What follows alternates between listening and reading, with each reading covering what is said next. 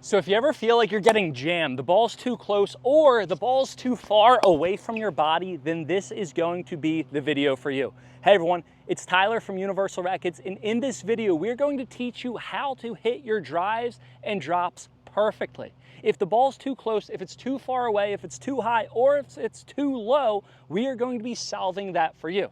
If the ball's coming right at you, after this video, we're going to teach you how to move around the ball so you can have an effective return or drive. If the ball is too deep, we're going to teach you how to move back to give yourself distance and time to establish the proper contact. What you have to realize is what separates the beginners from the advanced level players is the beginner, they have 500 different forehands. If it's high, they go like this. If it's lower, they go like that. The advanced players, or after you're done watching this video, regardless of your pickleball level, you're going to have one contact point, and we're going to teach you exactly how to move over to the ball, or move behind the ball, or how to move up to the ball to get that exact proper contact. For your drives, for your drops, same thing for the backhand drop or backhand drive. So make sure you buckle your seatbelts and you stay tuned, because this is going to be an amazing video that is going to teach you exactly how to rip an amazing drive because you're in the proper position. Let's go. So we're going to start out with our forehand and our backhand drives and returns. And the first thing that you have to understand is that there's three things that the ball can be. Number one, it can be too close. You're going to get jammed. Number two, it can be too far away. And number three, it can be just right for your forehand and your backhand side. Once again, the ball can be too close to you. If the ball is ever too close to you, what you have to do is you have to get further away from it. If the ball is too far away from you, you have to get closer to it. If the ball is just right, that is the exact position that you want to be in. Now, if you mute the TV, mute all the commentators, or if you ever go to a pickleball event and ignore the sound of the ball, all you hear on the pickleball court at a pro tournament is this. Why do so many professional pickleball players take so many steps? The reason why is to get into the exact proper contact position. You need to understand the exact proper contact position, because that sets the tone for every single one of your forehand and backhand drives and returns. For the forehand, you want to make sure your contact is out in front and away from your body. For the backhand, you want to make sure that your contact, one or two-handed, is out in front and away from your body. So when I hit this backhand, here is where I want to be. Notice, it's out in front this way. I'm hitting the ball out in front of me, not close. And also, I'm not close this way, I'm out here. So this is where I want to be, and this is where I want to be. So if I have a ball that comes right there, guess what? I am good to go. This is where I want to be. However, if the ball is super close to me and it's coming, what am I going to have to do? I'm going to have to move my body away from it so I can get this proper contact. If the ball's super far away, what am I going to have to do? I'm going to have to move towards it to get that proper contact. Now, it's easier said than done on the forehand side rather than the backhand side. And the reason why for the forehand side is because you have your non-dominant hand. If you ever have a ball that comes to you and it's not directly in your strike zone, in your wheelhouse, and again, think of it like your strike zone. When you're a pitcher and a batter, when you're the batter, here is where you want to make contact. Anything outside of the box, and I'm not a big baseball player, is a ball. But when it's around here, if you miss it or you don't swing it, or if you go for it, it's a strike if you don't make contact with it. Same thing. You are a batter right now, and this is your strike zone. This is where you want to be. If it's not in your strike zone, instead of not hitting it like in any other type of baseball or softball sport, what you're going to do is you're going to adjust your feet. Pickleball players, we don't have the luxury, if the ball's in, to go, you know what, it's not a good shot. I don't like that one. It's too high, or it's too low, or it's too close. No, you have to use your feet to adjust. So the first thing that we're going to do on our forehand side, for our forehand return or our forehand drive, is we're going to use your non-dominant hand. This hand, your non-hitting hand, is your guide and it's your GPS to the ball. Once again, this hand right here, you are so lucky on your forehand side because it's your guide and it's your GPS to the ball. Wherever you can get this hand to, that's exactly where you want to make contact. Once again, wherever I can get this hand to, look, it's exactly where I want to make contact. It's exactly in my strike zone. So the first drill that you're going to do is you can toss the ball to yourself like I did, or you can have someone hit the ball to you, or you can have someone drop the ball to you. And all you're going to do is you're going to toss it up high so you give yourself time, and you're going to move and you're going to catch it with your non-dominant hand. Again, you're just going to move and catch it with your non-dominant hand. Notice when I'm catching it with my non-dominant hand, clearly I can just go like this or like this and catch it. But that doesn't do the exercise. The exercise is make sure you're sideways, make sure your arm, think 12 o'clock here, 3 o'clock here, 9 o'clock here. You want your arm at around 2 o'clock, maybe 1.5 o'clock if you're a right-handed player. You want your arm at around 10:30 if you're a left-handed player. And again, all you're going to do is toss the ball up and just work on going out with your non-dominant hand. Because if you can go out with your non-dominant hand first, that's exactly where you're going to be able to go with your contact. This is your guide, it's your GPS to the ball, remember.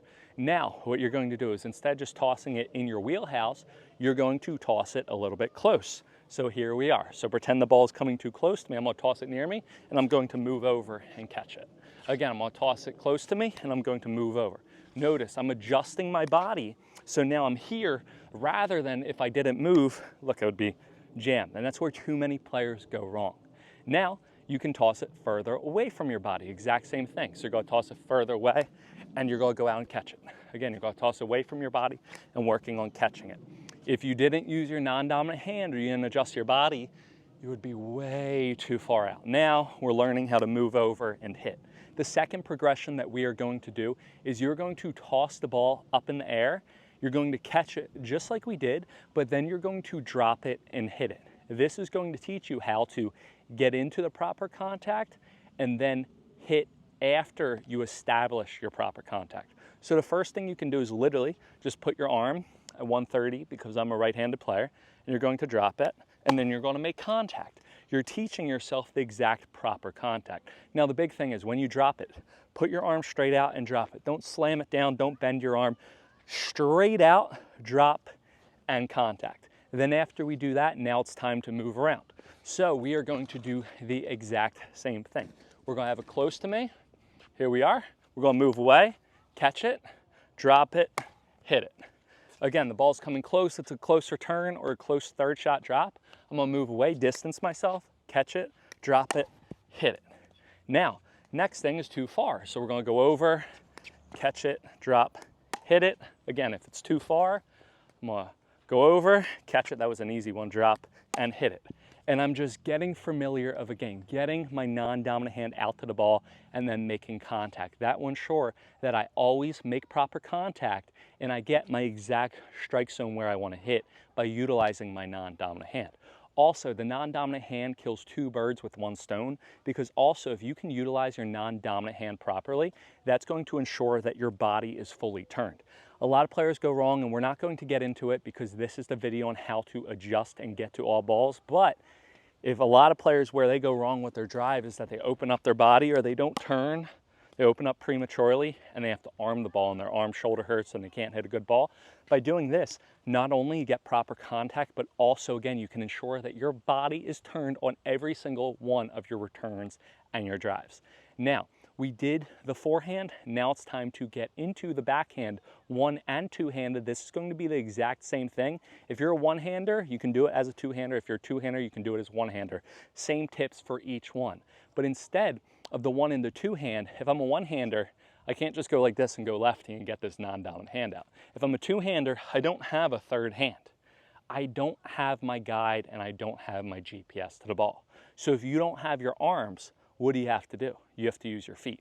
And your feet and your depth perception and your perception on where proper contact, you knowing this is the proper contact, by utilizing your mind and utilizing your feet, we're going to teach you how to get exact proper contact on your backhand. Let's go. So again, the ball can be either too close, it can be just right, or it can be too far. Again, too close, just right, too far. So if the ball is too close, which is at this yellow cone, I need to move my body over here to get this proper contact again, right? A great drill to do is put out cones or put out balls or something and be here. Here we are, here's my proper contact, okay? Here's my proper contact. Now if it's the yellow, what do I have to do? Move back. If it's at the green, what do I have to do? I'm just right, I'm good. And then if it's at the blue, I have to move over and then I have to swing. Now, with our backhand, for the one-hander or the two-hander, what you have to use is your back heel. Your back heel of your foot is the guide, it's the GPS to the ball, just like for your non-dominant hand is the guide and the GPS to the ball for the forehand. Now, many pickleball instructors and coaches and all these certified people, they don't teach this. You know why? Because they haven't played racket sports for over 20 years. They just got into pickleball and they learned good things, but they never learned this because they don't teach this in pickleball. This comes from prior racket sports background, and that's why when you go on the court and you go, hey, wait, do you play tennis? Yeah, I played tennis for a couple of years. The reason why is because tennis players, I come from tennis, but other racket sports players as well, they know this in the back of their head. This comes second nature. And if you are not a tennis player or a prior racket sport background, if you can implement this one type of methodology and thought process into your game, it's going to do wonders. So here we are. Now, notice we got the yellow, the green, and the blue. Now, on your backhand side, it's more restricted and it's your non-dominant side. For the forehand, if you don't get it in the exact position, it's still on your dominant side. You have one hand, so you can, like, if it's super close, you could still maybe make it, even if it's not at the ideal strike zone that we went over. However, for the backhand, it's your non-dominant side, it's more restricted. So you have to be twice as precise. You're not going to get away and be able to really arm and muscle a bad backhand compared to a forehand. So what you have to do, again, is here we are. Here's our exact proper position. Now notice, my contact and my back heel are aligned. Notice, my contact is exactly where my back heel is. I'm going to go and shadow a backhand and pretend that the ball's on the green. Here we are. So I'm gonna go, here we are, and then I'm going to swing, and then I'm going to hit. I want you to notice this gem right here. The backhand contact is in line with your back heel, essentially in line. Now, all these are tips. The more you think about it, the better you're going to be. Even if you don't implement it fully, if you can just think a tiny bit, it'll go a long way. A little bit goes a long way, just like cooking and spices, right? Don't put too much salt, right? So when you go, if you can think that you're lining this back foot up, even if it's not perfect exactly, if you can get that back foot with your contact, that's what you want to do. So what you're going to do again is you're just going to go on the green, pretend the ball's right in your strike zone. You're going to just work on going here and then swinging. Again, you're going to be here, go work on going here and then swinging. If it's close to you, what are you going to do? You're going to move over and go here. Again, if it's too close to my body, I'm going to move over and I'm here. Now, if the ball ever comes super close to your body, you're probably going to want to take a forehand rather than a backhand. For the forehand drive and return, compared to a backhand drive and return, if a ball comes at you in the middle, probably you're going to want to run around as a forehand, not as a backhand, because you're going to be better at your forehand. But just for understanding purposes, I will probably never do this in a match. But if the ball's too close to me, like really too close, what are we going to do? Move over, here we are, get our non-dominant foot and swing. Now, if the ball's all the way super far, we're going to go over here, non-dominant foot and swing. 1, 2, and 3. That shows you exactly what you want to do. Now, you're probably thinking about one thing, and that is the step. Now, after you get your non-dominant foot here, then you're going to step forward, and then you're going to swing. If the ball's too close, what are we going to do? Non-dominant foot here, but now instead of just swinging, we're going to step forward, and then we're going to swing. I want you to notice the distance between my feet. I'm not taking a baby step and hitting. I'm planting my foot down, heel to toe. When you step, if you have a camera straight on you, looking directly at you, or for me, if you guys want to pause it right now, when I go over and I go heel to toe and I step, you could see the bottom of my shoe sole. You want to take a big step. Pretend that there's a huge, giant, juicy bug, and you want to squash that bug. Again, so if it's here, go move over, back foot, heel to toe, and hit. If it's out over here, heel to toe to hit. Now this is going to be difficult. I understand. But if you can just start working on getting your back heel to align with where you want to make contact, that is going to teach you the exact proper position for the drive. There's a reason why pro pickleball players make their drives and their returns look effortless, and the reason why is because of their feet. Remember, if you have any contact issues, anytime the ball's not directly at you, you have to adjust your feet, you don't adjust your swing. You have one contact zone, here for the backhand, here for the forehand. If the ball's anywhere else, you need to move your feet. You don't need to adjust your swing. The biggest difference between a beginner and an advanced player is beginner, you have all these different shots. Here's one backhand, here's other backhand, here's the forehand. The advanced player, here's one backhand here. They'll move, same swing. Okay, it's further out. They'll move, same swing, by utilizing their back heel for the backhand and their non-dominant hand for the forehand. Now, a great drill to do is get someone to do a ball or toss the ball. I like to toss the ball twice for my backhand. The reason why is because if you toss it once, you have to rush and get both hands on there. If you toss it twice and make sure it's high, 1, 2, then you can hit, right? So we're gonna start and we're gonna do just right. So first thing we're gonna do is we're gonna toss ball, 1, 2, heel to toe. Now it's weird, you gotta go out and then step. Remember, it's feet, then hands. It's not hands, then feet. But even if you don't feel super coordinated and this seems like maybe hieroglyphics or Chinese, what you can do is just think that you're just getting your back heel. You don't even, just get the back heel there, regardless of your level. Susan, Nancy, Karen, all you gotta do, just get your back heel. Come on, ready? So now we're gonna pretend that's super close to our body. So we're gonna go over, heel to toe. Now again, this is very awkward for me too, because you probably never would do this. I would run around and use my forehand with my non-dominant hand. But again, we're gonna be here, gonna move over, heel to toe. That feels so weird. Now we're gonna go out wide, and here we are, heel, toe. Notice, I am going over. Think of it like a grab claw. I'm going over to where I wanna press the button, right? Then as soon as I plant my back heel out, that ensures that I'm done going this way. I can't go anymore, I can't go anymore, I can't go anymore. And then I step forward and I press fire. Again, you use your heel as your joystick. Now you're lined up. Once you're here, you press the button on the grab claw and then you're ready to fire. So again, if it's close, you're gonna just do it, move around. If it's in the middle, you're gonna be just right. You're gonna go heel to toe. And if it's far away, you're gonna move over, heel to toe. Now, a great drill, if you want to break it down even further, is you're going to catch the ball, you're going to just toss it up to yourself, and you're just going to go out, heel. Oh, if you don't hit it, one more. Here we are. You're going to go out, just going outside leg. If it's here, good swing, strike zone. If it's over here, here. So again, here, here, and you're just going to work on, again, putting your heel in line with where you want to make contact, because your back heel sets exactly where you want to make contact with the shot. Now, we went over too close, too far, and just right, but now we have to go over if the ball's high or if the ball's low. If the ball's super high, instead of having this swing, you need to adjust your body. Again, if the ball's super high up in the air, where beginner players are going to go wrong, they're going to go like this. What advanced players are going to do is they're going to move back and get it in their strike zone. If the ball's up here and it's this high, the more I let it drop, it's going to get lower because of gravity. Now it's in my strike zone. Instead of being up here and having to do this, it's going to be in my strike zone. Now, this is pickleball, this is a tennis ball, a rubber ball. The ball's probably not going to bounce up this high. The only time that I have seen this ball bounce up that high is when someone hits a lob serve.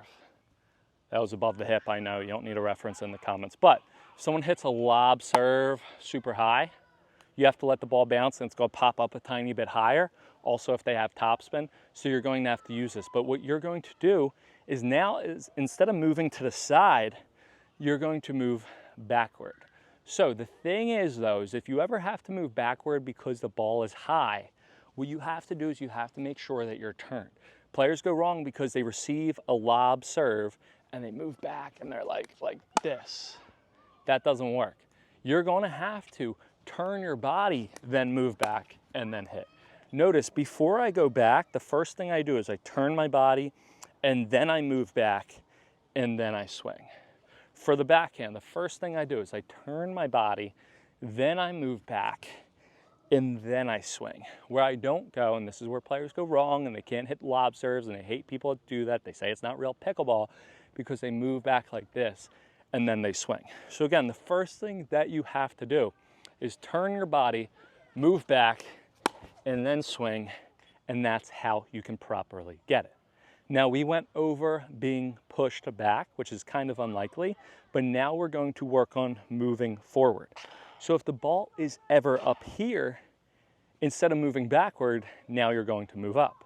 And all you're going to do, again, is if my contact's here, what do I have to do? I have to move up to here. If for my forehand, my contact's up here, what do I have to do? Up to here. This is where I want my forehand to be. If I'm back here and the ball's there, what's going to happen? And this is why players can't hit balls that are too far in front of them, because they let the ball come to them and they don't go to the ball. So think, if the ball bounces at my contact and it's right here, and the ball's up even further, the longer I wait, the more it's going to drop. I can't hit a good shot. That's where players go wrong. Instead, if the ball's up there and you see it short, I'm going to move up and hit. Notice again, this is where players go wrong. This happens a lot with serves, right? You stand back on your serve, opponent serves the ball over, or on your return, your opponent serves the ball, you wait for it, and you can't get it. What you need to do is after they serve the ball, if it's short, here's my contact. Again, I'm not going to adjust my swing or lunge and get bad contact. What am I going to do? I'm going to move up. Now, when you move up, the heel isn't as exactly as relevant, at least in my opinion. When I move up to this ball, I'm not thinking heel, just going to be a robot. All you got to think is move up. So whenever the ball is short up here with your contact, you're going to move up to the ball. Don't let it come to you. Go to the ball, and now you're able to get up to that ball easier, be more aggressive, hit it in your proper strike zone, and you're going to be able to hit a better drive or return. Now, the next thing that we're going to go over is our drops. Now, when this video is recorded, it's probably going to be different in a couple years. And what I mean by that is everyone used to think, make contact, scoop the ball, get under it, lift the ball. Then people started doing hybrid drops. Then Ben Johns is doing the shovel drop, letting the ball get super close to them and hitting. I've been experimenting with that. And the thing is if you went up to any type of instructor, pickleball figure, anybody, and you told them, oh, well, I want to hit the drop like this a couple years ago before Ben Johns said, they'd say that you're crazy and that you should quit pickleball. So the drop, there's different things for different types of players. If you're hitting a more hybrid drop, which what I mean by, and I use this, is if you're getting, instead of hitting your drive, but you're doing the same exact motion, it's the exact same type of process. If I'm hitting a backhand drop or a forehand drop, it depends. For the backhand, again, if I want to hit a backhand topspin drop, I'm going to get over there, and then I'm going to use my heel, right? If I'm doing forehand, use my non-dominant hand to get there. But if I'm hitting a normal drop, and this is for the club level beginner, intermediate, club level player, is you want to make sure that you make contact in front and away from your body. You're going down and you're lifting the ball up. Once again, I understand that there's different types of drops. The shovel drop, you want to get super close to you. That's one thing that I'm starting to use, and I absolutely love it. My wife goes, Tyler, stop hitting that ball. But most of the time, you want to make contact out here. If you're using the hybrid drop, once again, use the same methodology as the drive. If the ball's back, you're going to move back and then get under it. If it's over, you're going to use your heel for your backhand. One-handed backhand. If you do a hybrid one-handed backhand drop, that's probably crazy. You're like a unicorn. Or if you're going to do your forehand, use your non-dominant hand. However, for the regular drop, what you're going to do is you're going to use your front foot and then also your depth perception. So when you hit your drop, you want to be out here. You always want to be out in front. Why players go wrong, and yes, you can hit a drop without stepping, but by stepping, then make sure that you get your paddle out forward. If you step on your drop, if you're a right-hand player, you want to step with your left foot. If you're a left-hand player, you want to step with your right foot. If you can step on your drop, that's going to ensure that you make contact out in front. Now, the difference between my drop and my drives is the contact. Where is your strike zone? The strike zone for the forehand or the backhand drive is here or here. Once again, my forehand drive is here. My backhand drive is here. However, for the drop, it's a little bit different. Your contact is close to your body. Normally on a drive, what did I teach you to do? If the ball's here at this yellow cone, here. So we'll do the forehand, okay? So the green cone is where, here we are. So if the drive's here, right, this is where I want to be. If it's at the blue, what do I have to do? Move over and adjust my body, move away from the ball, not get jammed, right?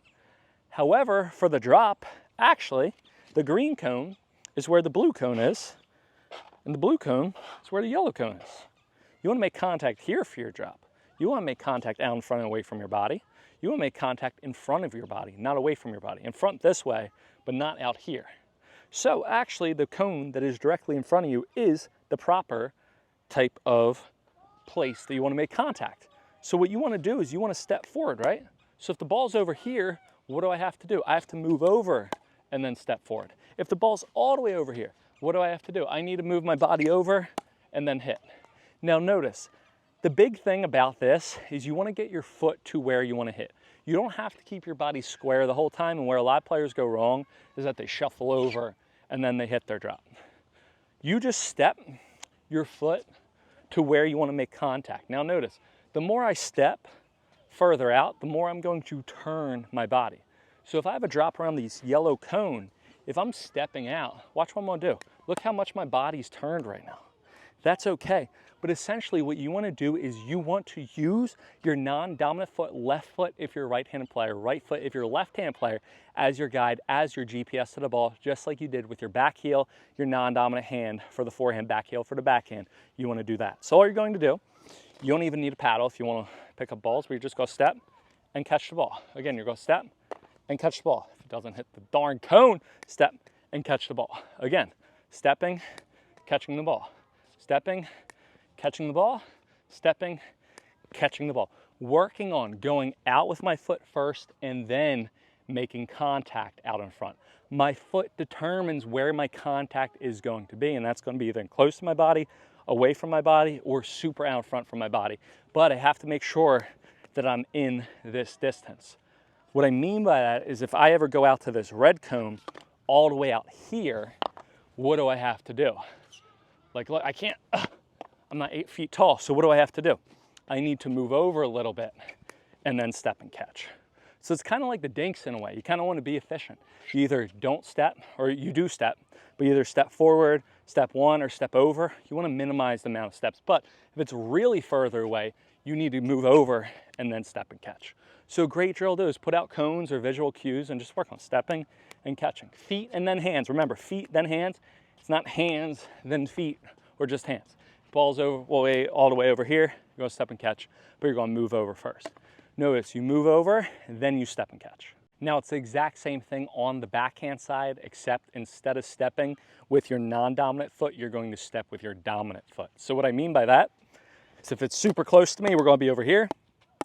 What am I going to do? I'm going to step with my non-dominant foot. Now, the difference between the backhand and the forehand is the backhand, you can't really take right in front of you. The forehand, you can take your drop like this.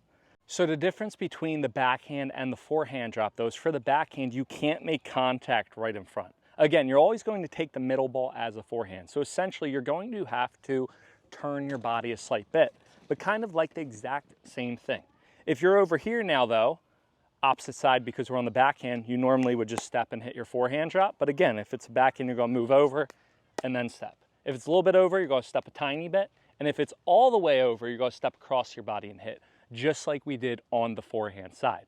Again, if it's ever near the red cone, you don't have to move away and step. That's just for lesson purposes. You're probably going to just take it as a forehand, or you should. But notice when I go all the way out, and now it's the green cone, I'm going to move my body and then step and hit. Again, I'm going to move my body, plant my foot down, and then make contact. Now we have our awesome partner, the Pickle Yogi, who pulled up in our scooter because apparently I stole the keys to the car and she didn't kill me, so that's good.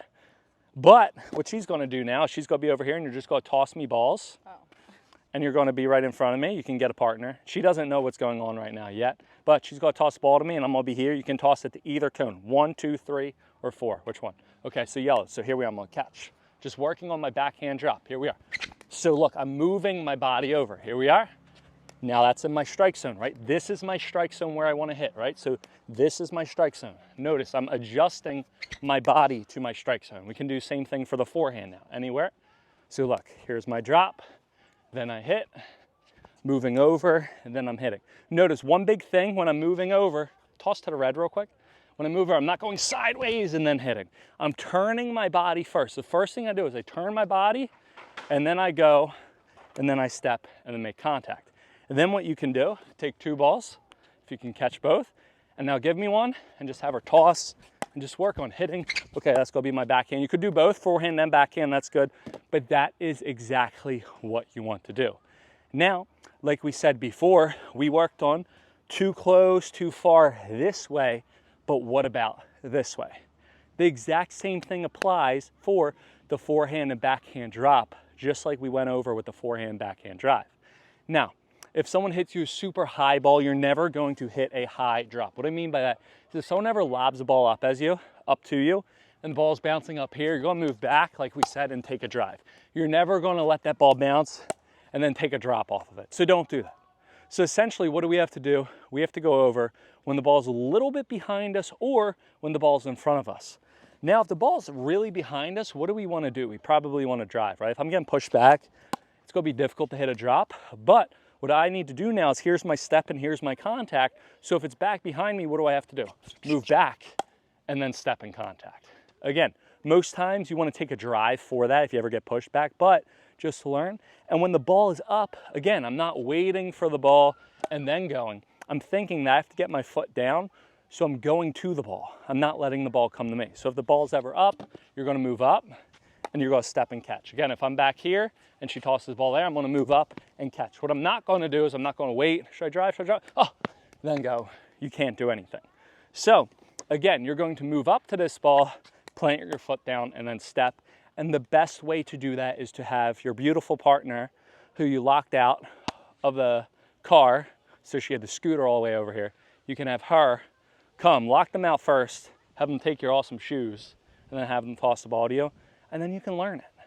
Now, the last thing that we're going to do, and this is going to put the cherry on the whipped cream right now, is we're going to do the best drill ever, and we're going to do it live. We're going to demonstrate it with you, Michelle, and me. You're going to be up to the kitchen hitting balls back to me. Okay. And we're going to play a game of too close, too far, or just right. Once again, if you can play the game of too close, too far, and just right, after you're done watching this video, we're putting the cherry on top, and you're never going to get jammed too far away, and you're going to get the exact proper contact every single time. If the ball's too high, if it's too low, if it's too out wide, this is going to solve everything for you. So make sure you buckle your seatbelts and let's go for this awesome drill that's going to put it all together. Now, in this game, you're going to say out loud what the ball actually is. Is it too close? Is it just right? Or is it too far? Are you hitting in your exact strike zone if your drive or your drop, or do you have to move up to it, or do you have to get away from it? By saying it out loud, it's going to teach your muscle memory, and it's going to help you problem solve and learn the exact proper contact. When you do this drill, and when I get players to do this drill, they go too close, just right, or they whisper, or they're afraid to say, I want you to say it out loud so the people on the other court can hear you. If you say it out loud every single time and automatically critique yourself, you're going to be able to teach you exactly where you want to hit the drop or the drive. Now, the key to this, or the twist to this, if you want to take it further, is never make the same mistake 2 times in a row. Once again, if you hit too close on the one shot, make sure the next one is as far as possible. So I'm going to do my drives now. We'll do forehand drives. Okay, so that was too close. Just right. Okay, I have to move up. Just right. Here we are. Okay, too close. I have to move back. Here we are, just right. And when our partner misses, just feed another ball in. Here we are. So look, I move away, just right. Okay, I have to, just right. Just right. Moving up, just right. Moving back, just right. Okay, that was a little bit too close. That was too far. Heel, toe, just right. Good. Now here's the thing. It's very difficult to block drives deep back consistently. So you can do it active that way, or Michelle, you can just feed a ball in and then feed another one in. So you have a partner feed it to you, just right, backhand. Heel, toe, just right. Heel, toe. It's too close. Too close. 2 in a row. What's wrong? Here we are. Just right. Just right. Oh, too close. Just right. And that's how you're going to do it. Now, whew, it's too hot. Now we're going to do the same thing, and we're going to drop the ball. So you can hit these back now because it's easier to hit drops, but here we are. Just right. Too close. So that's a high one, right? That's when I would drive the ball. But I'm too tired to drive the ball. That's why I'm not pro. Just right. Just right. Oh, I forgot to step. Come on. I want to do this. I want to do this hybrid shot, but that's good. Okay, that I'm going to drive, right, because it's deep. Okay, I'll do it. Just right. Just right. Just right. That's my hybrid. Sorry, guys. Just right. Yes. So, here's the big thing, though. You want to try to step. However, noticing do it, you're not going to be able to step every single time. So it's not a priority. You want to try step, you want to get your foot there. But most importantly, you want to get your body there. Now, you got that tip if you watch the whole video. If you didn't watch the whole video, then guess what? You might be trying to step, but hey, you gotta watch the whole video. But what I mean by this, if I go really out wide, okay, clearly I want to step. Look, I step there. But if I have to, I'm pushed back, I might have to go on my outside leg. But essentially, again, you always want to try to get your foot there. All right, that's my hybrid. Here we are, too close. Okay, come on, gotta move up to it.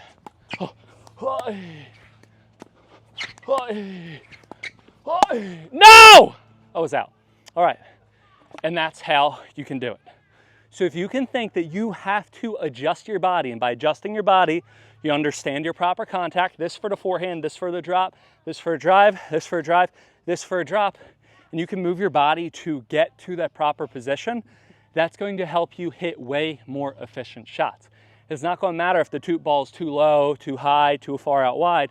You're going to be in the proper position every single time. For your drops, you're going to use your dominant foot for your backhand, your non-dominant foot for your forehand. For drives, forehand, non-dominant hand, backhand, back heel. That's going to help you line up the shot, and that's going to help you get proper contact, hit better shots, have more fun, and play better pickleball. Now, the main thing is with every single one of these shots, even if some of these things seem confusing to you, if you can think that you have to adjust the ball or just understand that instead of just standing there and hitting, can I say something you're going to be so much better. It's always better, too, to not make contact with the ball in the center of your body, because then you have leverage to use to make yourself have a better shot. 100%. So that's why moving to like the side of the ball to have a better angle for your drops and drives, it's always going to be better. Yeah, and I feel like a lot of players, they don't even do this. They think square. They just think square all the time. In transition, too. What I'm saying, and I'm not, there's probably some way better, higher level young ladies out there that are 80 years old and plus. But if you're 80-year-old Susan and you're going out here watching a video, shout out to Susan, and you can't really hit that much, if you just understand that you have to distance yourself a little bit more, it's going to go such a long way. It's going to make a huge improvement. Yeah. Or if you're 30-year-old Sharon, who's got the arm brace, knee brace, or anything, maybe they're 30. I mean, you're like, what, 30, 38? You don't have that? Okay, 29. But what you're going to do is, if you understand that you have to distance yourself in those different cones and doing these drills, getting an awesome partner, that's going to help you as well. If you can distance yourself from the shot, allow yourself to get proper contact, you're going to win more pickleball points. Now, the best way to help this channel is to how? Do you know? I've said it every single time. Share it in your Facebook groups and your group chats. You're not allowed to say Facebook, or YouTube's going to like downgrade this video. Whoops. Now, the best way to support this channel is what? Share it with your friends, not your opponents. Okay. Share it. Share this to every single one of your pickleball groups if this video helped benefit you. Don't like, don't subscribe, don't click all of our links and get all of our awesome discounts to the best pickleball paddles in the world. Don't give me thanks and give me actual like money for my videos. I mean, if you really want to, you can. You have to share this to every single one of your pickleball groups so everyone can get better and spread the love of Universal Rackets, helping you improve your pickleball online and offline. See you guys next time on court.